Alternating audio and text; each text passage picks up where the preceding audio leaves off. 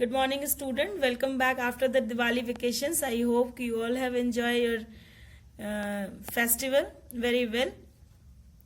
And once again, Happy Children's Day.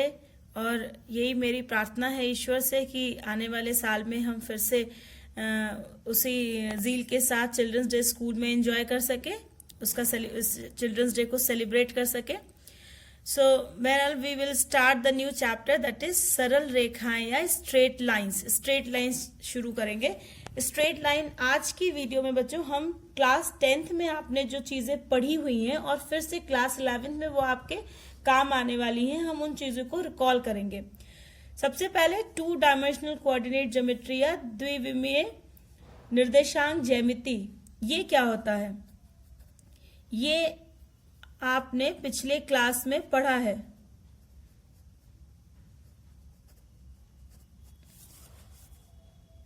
ये कार्तीय तल होता है. हम किसी समतल को 2 परपेंडिकुलर लाइंस की मदद से 4 अक्षांशों में या 4 क्वाड्रेंट्स में डिवाइड करते हैं. ये पहला, ये दूसरा, ये तीसरा और ये चौथा. ये 4 क्वाड्रेंट या अक्षांश में इसको डिवाइड करते हैं हम. ये जो परपेंडिकुलर लाइंस हैं ये एक्चुअली O से अगर जहां पे ये एक दूसरे को इंटरसेक्ट कर रही हैं परपेंडिकुलरली, उसे हम उसका मूल बिंदु या ओरिजिन कहते हैं ना, O. ये एक्चुअली 4 म्यूचुअली परपेंडिकुलर लाइंस होती हैं. OX, OX dash, OY and OY dash. OX dash पर हम X की सभी धनात्मक मान हमें मिलते हैं और OX डैश पर हमें X के सभी ऋणात्मक मान मिलते हैं. ऐसे OY पर हमें Y के सभी पॉजिटिव वैल्यूज मिलती हैं और Y डैश पर हमें Y की सभी नेगेटिव वैल्यूज मिलती हैं. एक्चुअली निर्देशांक ज्यामिति जो है वो एक कॉम्बिनेशन है ज्योमेट्री और एलजेब्रा का. ठीक है, ज्योमेट्री और एलजेब्रा इन दोनों का एक कॉम्बिनेशन है. ये कैसे कॉम्बिनेशन है कि इस ज्यामितीय जो हमने अक्षांशों में जो अपने समतल को बांटा है उसमें हम अपने ज्योमेट्रिकल फिगर्स का एल्जेब्रिक इक्वेशन फाइंड आउट करते हैं.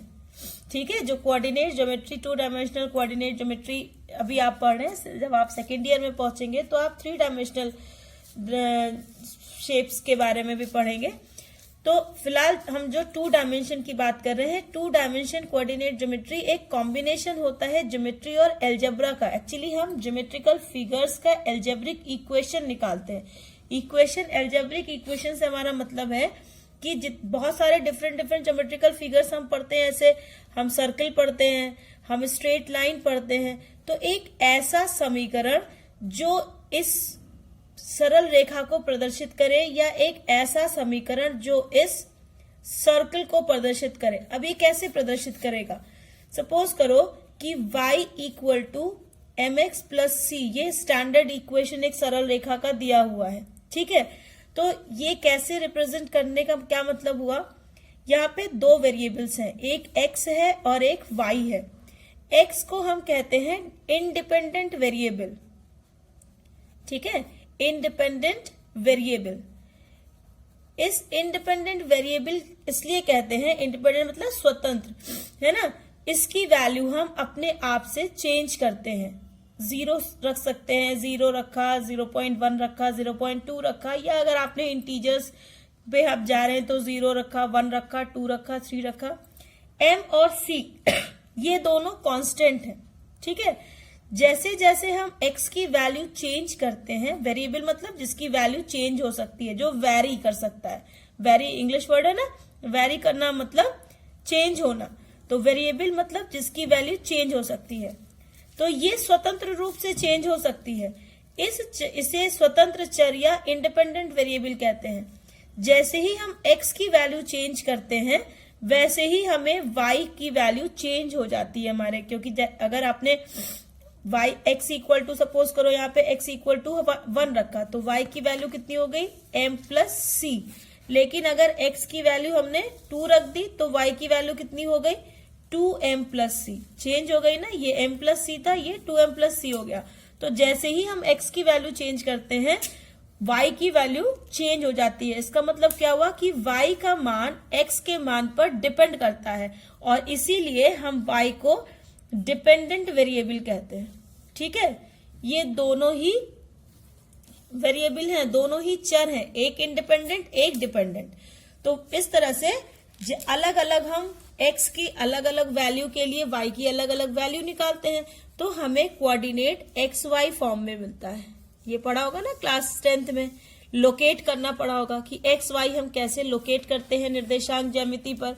अगर x भी पॉजिटिव है और y भी पॉजिटिव है तो वो बिंदु पहले चतुर्थांश में आता है। अगर x नेगेटिव है, क्योंकि इधर आने पे x नेगेटिव हो गया ना, लेकिन y अभी भी पॉजिटिव की तरफ ही है तो यहाँ पे x नेगेटिव और y पॉजिटिव हो जाता है सेकेंड क्वाड्रेंट में। थर्ड में x भी माइनस की ओर है और y वाली लाइन भी माइनस की ओर है तो यहाँ पे दोनों कोऑर्डिनेट नेगेटिव हो जाते हैं। और फोर्थ क्वाड्रेंट में देखो x पॉजिटिव की ओर है x वाली लाइन और y वाली लाइन नेगेटिव की ओर है तो यहाँ पे कोऑर्डिनेट प्लस माइनस हो जाता है। ठीक है, सपोज करो कि हमारे पास ये जो एक्स वाई मिला था ये नंबर आया 2, 3, तो इसको हम कैसे प्लॉट करते हैं? ये हमेशा ऑर्डर्ड पेयर्स होते हैं। ऑर्डर्ड पेयर पढ़ा था ना हम लोगों ने, सॉरी आपकी क्लास में नहीं है, सेकेंड ईयर में है ऑर्डर्ड पेयर। ऑर्डर्ड पेयर क्या होता है? मतलब उसका जो क्रम है वो क्रम हमेशा बहुत मैटर करता है। मतलब जो पहली नंबर पे लिखा है वो हमेशा x की वैल्यू होगी, जो दूसरे नंबर पे लिखी है वो हमेशा y की वैल्यू होगी। अगर हम इसे 3, 2 लिख दें तो ये आप नहीं कह सकते नहीं 3 तो y की वैल्यू थी इसको y कंसीडर करें। No, now x 3 represent the x and 2 represent the y। Okay, so हमेशा पहला नंबर x कंसीडर होगा और दूसरा नंबर y कंसीडर होगा। प्लॉट कैसे करेंगे? इस तरह से इस पे नंबरिंग रहती है तो x मतलब यहां पे आ रही है 2 और y अगर हम इधर इस तरह से नंबरिंग कर दें y एक्सिस पर भी तो ये है 3, y का y 3 पे था ना। अब हम 2 से एक परपेंडिकुलर ड्रॉ करते हैं। परपेंडिकुलर जो ड्रॉ करेंगे वो y एक्सिस के पैरेलल होगा और 3 से एक लाइन ड्रॉ करते हैं जो x एक्सिस के पैरेलल होगा। ये दोनों लाइन जहां पे एक दूसरे को इंटरसेक्ट करेंगी वो हमारा पॉइंट हो जाएगा 2, 3। ठीक है, ऐसे ही x की दूसरी वैल्यू रखे हमने, फिर y की कोई वैल्यू मिलेगी। ठीक है, सपोज करो वो value x dash y dash है तो फिर हम उसे इसी तरह से प्लॉट करेंगे और फिर सभी पॉइंट्स को मिलाते हुए चले जाएंगे। जितने भी पॉइंट हमें इस इक्वेशन पर x के अलग अलग मान रखने पर y के अलग अलग मान रखेंगे, उन सभी पॉइंट्स को हम फ्री हैंड से मिलाते चले जाएंगे तो उससे जो शेप मिलेगा, जो आकृति मिलेगी वो इस समीकरण की आकृति होगी। ठीक है, तो इसीलिए जो निर्देशांक, जो द्विविमीय निर्देशांक ज्यामिति है उसे हम कहते हैं ज्योमेट्री और एलजेब्रा का कॉम्बिनेशन। मतलब algebraic expression for the geometrical figure, algebraic expression for the given geometrical figure. ठीक है, अब आप अगर सपोज करो तुम्हें कोई नंबर 3 - 4 प्लॉट करना है तो 3 क्या है? x एक्सिस पर होगा, -4 y एक्सिस पर होगा। -4 है मतलब नीचे की ओर होगा, पहला प्लस में है दूसरा माइनस में, तो कौन सा क्वाड्रेंट होगा? फोर्थ वाला। 3, 1, 2, 3 x पे यहां आ गया और इस पे नंबरिंग करें तो -1, -2, -3, -4, -5 एंड सो ऑन। तो अब 3 से एक y एक्सिस के पैरेलल लाइन ड्रॉ करो और 4 से एक x एक्सिस के पैरेलल लाइन ड्रॉ करो। ये दोनों लाइन एक दूसरे को जहां इंटरसेक्ट करेंगी वो पॉइंट हो जाएगा 3 - 4।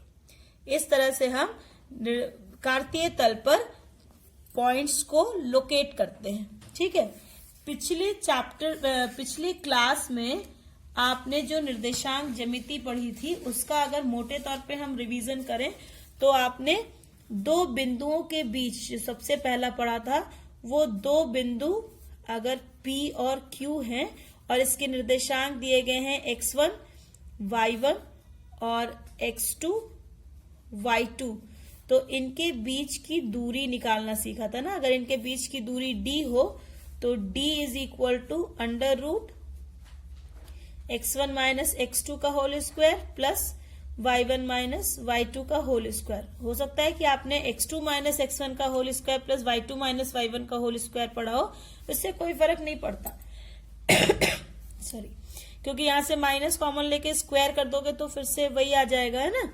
इसी को आप under root x2 minus x1 का whole square plus y2 minus y1 का होल स्क्वायर भी लिख सकते हैं, क्योंकि ये होल स्क्वायर है तो अगर वैल्यू निगेटिव भी आएगी तो वो अल्टीमेटली पॉजिटिव ही हो जाएगी। ये एक फॉर्मूला पढ़ा था आपने। दूसरा क्या पढ़ा था? सेकंड पढ़ा था कि अगर कोई पॉइंट किसी लाइन सेगमेंट को दो दिए हुए रेशियो में डिवाइड करे, सपोज करो ये एक पॉइंट है, एक लाइन सेगमेंट है। सबको आई होप कि सबको लाइन सेगमेंट, लाइन और रे में अंतर पता है। लाइन क्या होती है? लाइन एंडलेस होती है, दोनों छोर पर आप उसे इन्फिनाइट तक बढ़ा सकते हैं। रे क्या होती है? रे में वन पॉइंट फिक्स्ड होता है और दूसरा पॉइंट फिक्स्ड नहीं होता है, आप दूसरे पॉइंट को एंडलेसली कहीं तक बढ़ा सकते हैं। और लाइन सेगमेंट क्या होता है? Line segment is the part of the line in which both the end points are given. किसी लाइन का वो पार्ट जिसके दोनों एंड पॉइंट्स हमें पता हो, P से लेकर Q तक, P से कहां से स्टार्ट हो रहा है और कहां खत्म हो रहा है ये पता हो, तो इसे हम लाइन सेगमेंट कहते हैं। लाइन मेजरेबल नहीं होता, लाइन को आप नाप नहीं सकते, रे को भी आप नाप नहीं सकते, लेकिन लाइन सेगमेंट का आप मेजरमेंट कर सकते हैं, लाइन सेगमेंट को आप नाप सकते हैं। इसलिए क्योंकि आपको ये फिक्स पॉइंट के बीच की डिस्टेंस है। स्ट्रेट लाइन एक्चुअली किसी दो फिक्स पॉइंट के बीच की स्मॉलेस्ट शॉर्टेस्ट डिस्टेंस को ही हम स्ट्रेट लाइन सेगमेंट कहते हैं, ठीक है। तो लाइन सेगमेंट को आप मेजर कर सकते हैं, लेकिन लाइन या रे को आप मेजर नहीं कर सकते। तो PQ कोई लाइन है और सपोज करो कि यहाँ पे एक पॉइंट O है जो दिए हुए लाइन को m/n के रेशियो में डिवाइड करता है, ठीक है, m/n के रेशियो में डिवाइड करता है। तो इस पॉइंट O का कोऑर्डिनेट क्या होगा? अगर इसका कोऑर्डिनेट हम x y मान लें तो x इज इक्वल टू होगा P का कोऑर्डिनेट x1 x2, Q का कोऑर्डिनेट x1 y1, Q का कोऑर्डिनेट x2 y2 हो तो m इंटू x2 जिधर वो लिखा है उसके ऑपोजिट साइड का coordinate m into x2 plus n into x1 upon sum of the ratio m plus n। ये x कोऑर्डिनेट हो गया और O का y कोऑर्डिनेट क्या होगा? m इंटू y2, हमेशा जिधर का रेशियो लेंगे उसके ऑपोजिट साइड का कोऑर्डिनेट लेंगे, my2 plus ny1 upon m plus n, ठीक है। आप किसको m ले रहे हैं किसको n ले रहे हैं ये मैटर नहीं करता। ध्यान क्या रखना हमेशा फॉर्मूला लगाते टाइम कि जिधर का रेशियो अगर 1:3 है, PQ आप ले रहे हैं, अगर 1:3 आपने लिखा है तो जो रेशियो ले रहे हैं उसके ऑपोजिट साइड के कोऑर्डिनेट से उसका मल्टीप्लीकेशन लेना है, ठीक है। my2 plus ny1 upon m plus n, एक ये फॉर्मूला आपने पढ़ा था। फिर तीसरा पढ़ा था coordinate for mid point, coordinates for mid point मतलब मध्य बिंदु। मिड पॉइंट किसे कहते हैं? मध्य बिंदु को कहते हैं ना। तो अगर ये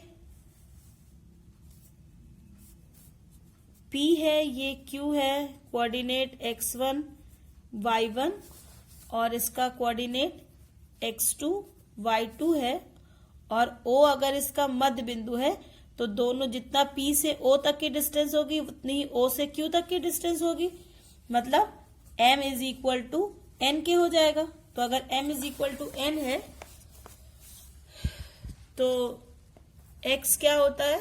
x is equal to m x2 plus n x1 upon m plus n। यही होता है ना फॉर्मूला। तो चूंकि m बराबर n है तो n को भी हम m लिख दें, यानी mx2 plus mx1 upon m plus m। ऊपर से m कॉमन हो गया, बचा क्या x1 plus x2 upon m plus m, 2m, m से m cancel, it is equal to x1 plus x2 by 2। ये x कोऑर्डिनेट हो गया मध्य बिंदु का। Similarly y coordinate y1 plus y2 by 2। ठीक है, तो मध्य बिंदु के निर्देशांक क्या होते हैं, x1 plus x2 by 2 and y1 plus y2 by 2। और एक चीज जो सीखा था वो सीखा था त्रिभुज का क्षेत्रफल निकालना, और त्रिभुज के क्षेत्रफल की मदद से ही हम चतुर्भुज का भी क्षेत्रफल निकालते थे। क्योंकि अगर कोई चतुर्भुज दिया है, कोई चतुर्भुज दिया है, ये ए बी सी डी, तो हम इसका एक विकर्ण खींच देते हैं और दो ट्रायंगल बन गए, एक ये ट्रायंगल बन गया, एक ये ट्रायंगल बन गया, दोनों ट्रायंगल का एरिया निकालते हैं और एरिया हमेशा कंबाइंड होता है, हमेशा ऐड होता है। तो इन दोनों ट्रायंगल्स के एरिया को ऐड कर देंगे तो हमें इस क्वाड्रिलेटरल का एरिया मिल जाएगा। ठीक है, तो ट्रायंगल का ही फॉर्मूला पड़ा था, लेकिन उसकी मदद से हम ट्रायंगल और क्वाड्रिलेटरल दोनों का एरिया निकालना सीखा था। अब ए का कोऑर्डिनेट x1 y1, बी का x2 y2 और सी का x3 y3। पहले हम ट्रायंगल वाला फॉर्मूला लिखते, कंसीडर करते हैं सिर्फ इस ट्रायंगल को ए बी सी। तो इस ट्रायंगल का एरिया कितना होता है, it is equal to 1/2 x1, है ना। जब x1 लेंगे तो y1 नहीं लेंगे, y2 माइनस y3, ठीक है, प्लस x2 इंटू जो जहां पे ये खत्म किया था वहीं से स्टार्ट करेंगे, मतलब y3 से। यहां जो कि x2 है तो y2 को छोड़ देंगे तो क्या बचेगा y1, तो ये हो गया y3 minus y1 plus x3 into y1 से स्टार्ट करेंगे जहां ये खत्म किया था, माइनस x3 है तो y3 छोड़ देंगे तो बचेगा y2। ठीक है, ये इस फॉर्मूले को याद करने का तरीका है कि x1 है तो y2 minus y3 plus x2 जिस कोऑर्डिनेट पे खत्म किया था उसी से स्टार्ट करेंगे, y3 माइनस y3 लिख लिया है, y2 हमें लेना नहीं है क्योंकि x2 है, तो बचा क्या y1, तो y3 minus y1 plus x3 into y1 पे खत्म किया था तो यहाँ पे हम y1 से ही स्टार्ट करेंगे, माइनस x3 है तो y3 नहीं लेना है तो बचा क्या y2। ये होता है ट्रायंगल का एरिया। अब आपने इस ट्रायंगल का एरिया निकाला, अगर इसका कोऑर्डिनेट x4 y4 है तो फिर इस ट्रायंगल का भी एरिया निकाल लीजिए और दोनों एरिया को ऐड कर दीजिए तो क्वाड्रिलेटरल का एरिया निकल जाएगा। ठीक है, ये जो पॉइंट है ए और सी जहां पे आपने डायगोनल ड्रॉ किया है, इसके कोऑर्डिनेट्स दोनों ट्रायंगल साझा करेंगे। ऐसा नहीं है कि आप इसको आधा आधा कर दें कि अगर ये ए बी और सी डी कोऑर्डिनेट दिया है तो यहाँ पे a/2 कर दें और यहाँ पे इधर a/2 कर दें, उधर a/2 कर दें, ऐसे नहीं है। जो कोऑर्डिनेट है वो इस ट्रायंगल के लिए भी यूज होगा और इसका यही दोनों कोऑर्डिनेट इस ट्रायंगल के लिए भी आप यूज करेंगे। इससे और एक आपने जो पढ़ा था वो पढ़ा था संरेख प्रूफ करना, संरेख या कोलिनियर, कि तीन बिंदु ए बी और सी ये तीनों संरेख हैं। संरेख मतलब एक ही लाइन पर है, ये प्रूफ करना सीखा था। ये कैसे प्रूफ करते हैं, देखो बच्चों, अगर किसी कार्तीय तल पे, किसी समतल पे अगर तीन बिंदु हैं तो उसमें सिर्फ दो कंडीशन एग्जिस्ट करती है। पहली कि ए बी सी एक ट्रायंगल बनाए, ए बी सी एक त्रिभुज बनाए, ठीक है। और दूसरी कंडीशन एग्जिस्ट करती है कि ए बी सी संरेखीय हो, मतलब कोलिनियर हो। इसके सिवा कोई तीसरी कंडीशन एग्जिस्ट नहीं करती। अगर एक रेखा पर है तो एक स्ट्रेट लाइन बनाएंगे, संरेखीय हो जाएंगे। और अगर वो उस रेखा से थोड़ा भी हिले, अगर कोई एक पॉइंट भी, सपोज करो कि यही पॉइंट थोड़ा सा खिसक के यहाँ पे पहुंच जाए तो तुरंत ये एक ट्रायंगल बना लेगा। इस तरह से ये एक ट्रायंगल बना लेगा, है ना। तो या तो संरेखीय होंगे या तो ट्रायंगल बनाएंगे। तो अगर संरेखीय है इसका मतलब वो ट्रायंगल नहीं बना रहे हैं, और अगर ट्रायंगल नहीं बना रहे हैं तो ऐसे क्वेश्चंस को हम कॉन्ट्रडिक्शन से करते थे। मतलब हम मान लेते थे कि वो एक ट्रायंगल बना रहा है और फिर उसका एरिया निकालते थे। अगर एरिया 0 आ गया इसका मतलब ट्रायंगल नहीं है, और अगर ट्रायंगल नहीं है तो वो क्या है, संरेखीय है। ठीक है, तो इस तरह से इतनी चीजें आप पढ़ चुके हैं ऑलरेडी क्लास 10th में। अब जो फर्स्ट ईयर में पढ़ना है वो स्लोप ऑफ द लाइन पढ़ना है। स्लोप ऑफ द लाइन या प्रवणता, किसी लाइन की प्रवणता क्या होती है। ठीक है, इसके बाद स्लोप की मदद से आपको इक्वेशन ऑफ द लाइन पढ़ना है। इक्वेशन ऑफ द लाइन मतलब रेखा का, सरल रेखा का समीकरण। ठीक है, बीजगणितीय समीकरण इसका पढ़ना है। और फिर इसकी मदद से जब ये एक बार लाइन निकालना सीख जाएंगे फिर different type of pairs of line पढ़ना है। Different types of pairs of line. Different types of pairs of line जैसे पैरेलल लाइंस होने की कंडीशन क्या होती है, परपेंडिकुलर लाइन होने की कंडीशन क्या होती है, पॉइंट ऑफ इंटरसेक्शन कैसे निकालते हैं। पॉइंट ऑफ इंटरसेक्शन मतलब जहां पे दो लाइन एक दूसरे को कट करती हैं, इसका कोऑर्डिनेट हम कैसे निकालते हैं। ठीक है, या किसी पैरेलल और परपेंडिकुलर तो हो ही गया। हाँ, किसी पॉइंट से किसी लाइन की डिस्टेंस कैसे निकालते हैं। यहाँ पे एक पॉइंट P है, यहाँ पे कोई y इक्वल टू mx+c कोई लाइन दिया है, तो इस पॉइंट से इस लाइन के बीच की डिस्टेंस कैसे निकालते हैं।